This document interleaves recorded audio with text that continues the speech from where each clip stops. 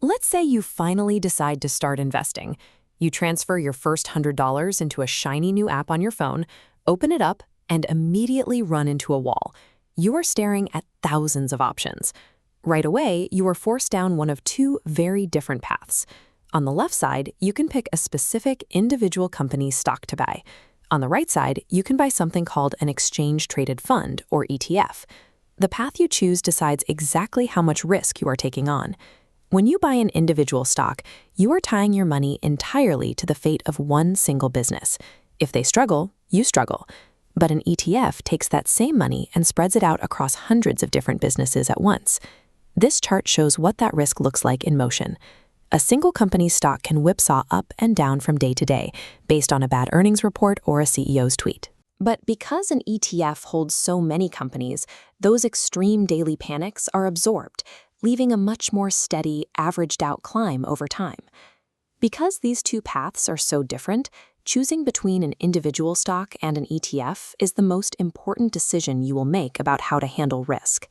History is full of moments where highly confident investors woke up to find their favorite companies in free fall. Even household names, businesses that feel totally safe, can suddenly lose 15% or more of their value in a matter of hours. A new competitor with better products, a sudden shift in interest rates, or a failure in leadership can quickly wipe out half of a company's total worth. If all your savings are parked in that one specific name, your own net worth crashes right along with it. We see days where the market as a whole drops in value together. But because a broad ETF represents hundreds of these businesses, a general pullback usually only causes a small dip in your total balance, rather than pushing you toward the total loss of a single business going bankrupt.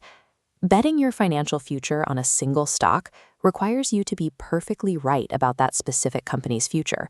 For anyone looking to slowly build wealth over decades, that is a gamble you do not need to take. Think of a stock like a single chocolate. An ETF is a glass jar filled with hundreds. When you buy one share, your money divides, making you a partial owner of every company. If one crumbles, the others keep growing, offsetting the loss. The specific companies that get to be inside your jar are chosen based on a strict set of rules, usually called an index. Think of an index like a VIP list for the market, holding only the 500 largest, most successful companies in the country.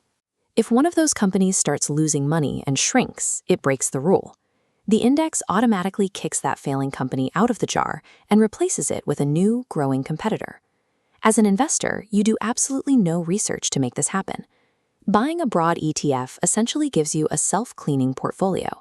It guarantees your money is always invested in the current champions of the market. Knowing all this, you might wonder why anyone still tries to pick individual stocks. Often, it comes down to human psychology. We see stories online of people who found a viral stock, watched it shoot to the moon, and made a fortune overnight. Finding a winner feels incredibly exciting, but that thrill-seeking behavior is the exact opposite of how reliable long-term wealth is actually built.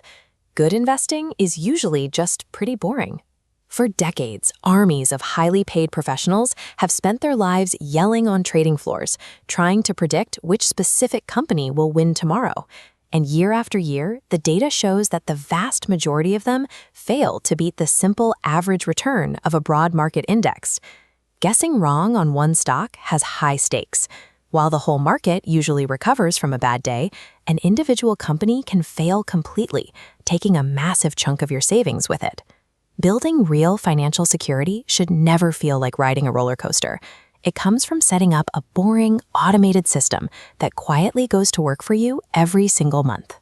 To put this into practice, the playbook for a beginner is incredibly straightforward. Step 1 is to make broad market ETFs the primary engine for your money. This is where the vast majority of your monthly savings should go. Step 2 is managing your own psychology. If you really want to try picking individual companies, set aside a very small, limited budget, money you are entirely comfortable losing. Treat it as entertainment, not your retirement plan. Before you buy an ETF, check the expense ratio. Think of it like a small leak in your investment basket. This annual fee seems tiny today, but because it's taken out every year, it will eventually siphon off tens of thousands of dollars. The best index funds are incredibly cheap to own. Because they rely on automatic rules instead of paying millions to a human manager, they pass those massive savings directly onto you. You can never control what the stock market is going to do tomorrow. The only guaranteed return in investing is keeping your costs as low as mathematically possible. Now, there is one final guardrail to keep in mind. Just because something is labeled as an ETF doesn't automatically mean it is safe or well diversified. You can find ETFs out there that only hold 10 companies or only invest in one very specific, trendy tech niche. If that specific niche has a bad year, your entire basket goes down with it. That is just stock picking in disguise. A truly strong foundation requires a broad market fund, like one that tracks the top 500 companies in the country. This ensures your money is spread across technology, healthcare, agriculture, and every other major sector of the economy. So your homework for today is simple. Open up your app or a web browser, find a broad market ETF, and look for its expense ratio. See for yourself just how cheap it is to buy the entire market. True financial independence doesn't come from hunting for the perfect needle in the haystack.